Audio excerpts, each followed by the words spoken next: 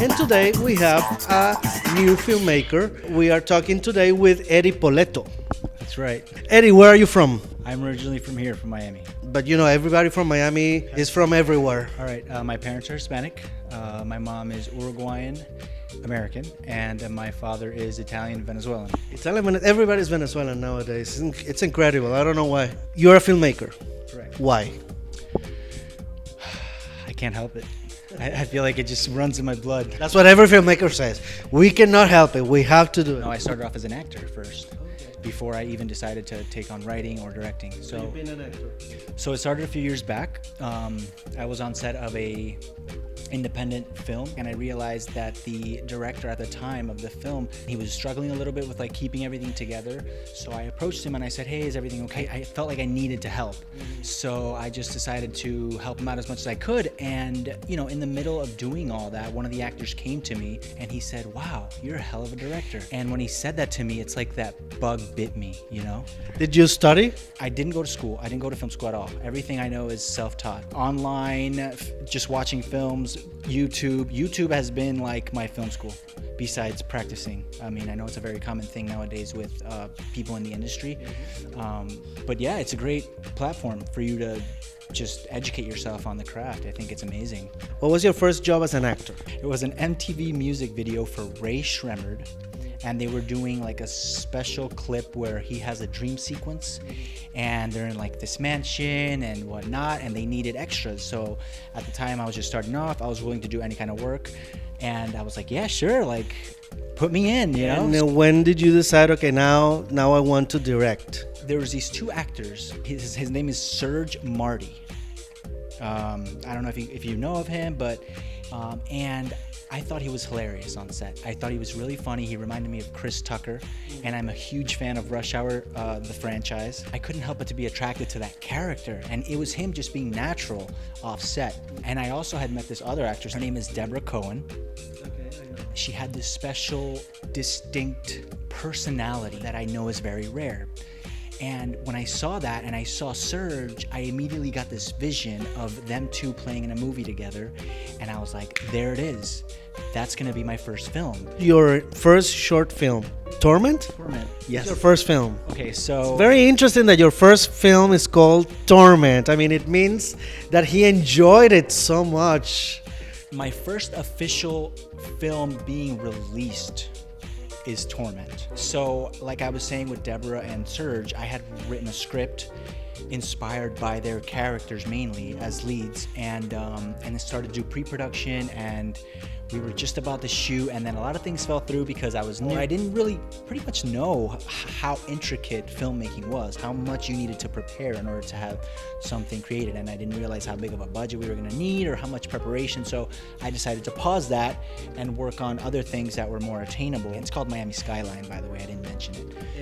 It will happen because like yourself, we don't leave anything unfinished, like we were talking about beforehand. Tell us about Torment. It's a 6-minute, give or take, short film that I was inspired to write at the old place where I used to live before I moved into my new place. It's a building that was built in the 1900s, early 1900s, and it has like this creepy feel to it. It's got like a bunch of wooden floors, wooden stairs. It's got like the creaks in the wood. It has like a different smell. It's got so much rich history in it when you walk in that every time I would leave the house or go throughout the garbage and go through the hallway of the building to the back, I always felt like there was something in the air. It was just... I don't know. You sure it was the building? Well, we'll talk about that in a different... Some people use movies as their own psychiatrist, you know. I agree. No, I mean, I totally see that. Yeah, I'm a big fan of M. Night Shyamalan, to touch up on that, and I think he does use his movies as a little bit of a gateway to express his craziness. Right. I came across this like really interesting soundtrack, and instantly I don't know how it works for you when you're like writing, because I know you're a writer as well. I ended up seeing this person like outside of my doorway, and then I started to see the vision, everything that I wrote down for this film. Okay, but you never studied filmmaking. How did you write a script of an idea? A lot of people say, I have an idea of a movie, but they don't know how to write a script. It just came natural to me. I mean, I know this is very cliche and it might sound weird to some people. I didn't know the format of actual script writing, but I would write down on a piece of paper like the character's name, and then under it I would write what he said to the other character. So then under that I would put the other character's response. And when they weren't speaking, I would write little notes of what was happening around them or what the ambiance or the scene was. After that was complete, I looked up online and saw, a format of how to properly structure a script. And then I ended up plugging all that information into that format.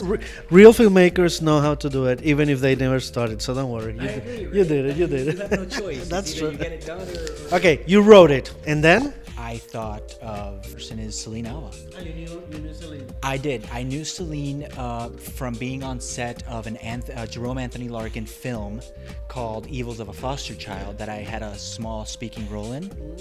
You were the priest. I was. I remember you. When I was younger, everybody thought that I was studying to be a priest. And the second short film I did, it's called Marialma Centeno's Journey. The title of the short is longer than the short. So, and I needed a priest for the film, and I didn't have an actor, and I said, you know what? Everybody thinks I'm a priest. I'm gonna do it, and I did. So we're priests. Yeah, that's what you got to do. You gotta do it. So you exactly. met Celine there. I met Celine Alva on set of Evils of a Foster Child for the first time. And you thought she was right for the Absolutely. There was like this dark presence to her, and I think maybe that's what carried over. And I guess from working or knowing other people, you found the cinematographer, you found everybody else for the film? Yeah, pretty much. I'm the type of person that when I'm on set, I try to network with as many people as possible, try to make as many friends as I can, because at the end of the day, we all need each other. We were actually in the middle of pre-production for You're It, the following film. I was moving from that location to my current living location, and I only had like 10 days left in that location. Right. So I said, you know what, guys? We're stopping right here. We're going to do this real quick. We're going to bang it out real quick. I know everything we have to do. It's very short and simple. How many days did it take you to finish the shooting? It took us 2 days. Your second film, You're It, is also a horror film? Is it a genre film? What is it? It is a psychological thriller. So it's more or less also... More or less, yes. I mean, you didn't jump from Torment to a musical, comedy. No. Okay, what do you plan to do after You're It? There's a few things kind of in the air right now, because I do have a few scripts that I have developed over a few years. Absolutely continuing filmmaking. This is who I am. This is who I will be. I am not going to stop, and this is what I will die doing. That's why we're interviewing him, because we're going to see him in 10 years with an Oscar, with an award, and then you're going to see, okay, he was interviewed in DWNTWNR. Today, at 30 years of age, I just turned 30 January 28th, I am at the happiest point of my life in terms of career, because I am doing what I truly love and I am passionate for. And I encourage people to go with their gut feeling. How do you see yourself in 10 years? I see myself 10 years older, but definitely making films. Absolutely. I don't have a doubt in my mind. I see myself somewhere in the world. I don't know where. Okay, 2019, right? It's 2019? Yeah. Kind of in the moon today. Do you think that in order for you to be a successful filmmaker, you need to move to LA? No. In my opinion, in order to be a successful filmmaker, you need a few things. And those things are passion, number one, courage, and the relentless ability to just get it done. Drive. There you go. And you seem like a very passionate person into the movies, and you learn it and you're doing it regardless of what people say. In the industry, people are kind of a little bit jaded, and they will tell you, you won't make it, it's difficult. Are you prepared to listen to negative comments and still walk that line? It's part of life. You're always going to encounter negativity. As we all have in our past, and we will continue till the day we die, because it's just part of life, unfortunately. But I am prepared for anything that comes of anything negative that comes my way, and I'll just all you have to do is just not entertain those thoughts. When you're going to do something, that what you have to do to get there, and what you have to do to accomplish it, and that if you take in that negative thought or energy, it's going to hinder you from continuing to move forward. So yes, I'm absolutely prepared for all that. Perfect. Eddie, you need to write a motivational book. I mean, right now, after this interview, now I want to make movies. Independent filmmaking is the way to move the industry forward. I totally agree with that statement. Grab their cell phone, grab a camera, and just shoot something. That's all you need. Grab a pen, grab a camera, and do it. So this was our interview with Eddie Poletto. Thank you, Eddie. Thank you so much. And please follow me on Facebook and Instagram. I put all of the content there and how everything is coming along. Look out for Torment. It's going to be released soon. Follow Agatino Surya as well. Stay tuned to the Downtowner. This is a great platform, and I'm very thankful for being here. Thanks. Okay, we'll see you again in the near future. Bye.